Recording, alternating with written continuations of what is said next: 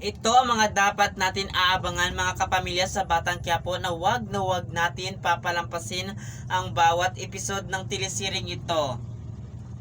Ito nga si Tanggol ay nagtagumpay siya sa unang mission na pinag-uuto sa kanya ni Chief Espinas. Kaya naman ay natuwa at binigyan talaga siya ng pabuya na 100,000. Tatanggapin kaya na ito?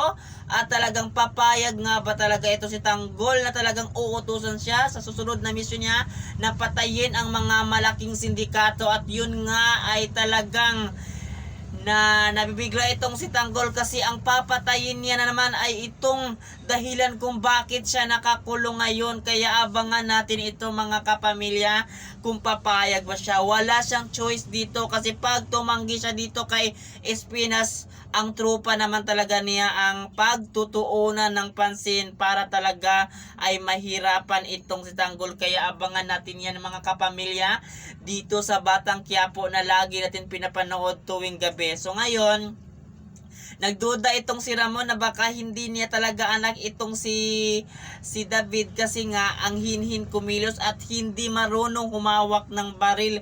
Kaya ang nasa isip niya talaga ay nagduda siya na baka hindi nga talaga niya anak itong si David. Kaya aabangan natin yan mga kapamilya kung paano malaman ni Ramon ang katotohanan tungkol sa kanyang tunay na anak. Kaya aabangan natin ito mga kapamilya sa Batang Quiapo na wag natin papanapasin. For more updates, lagi lang kayo makatutok sa telesiring ito. Thank you.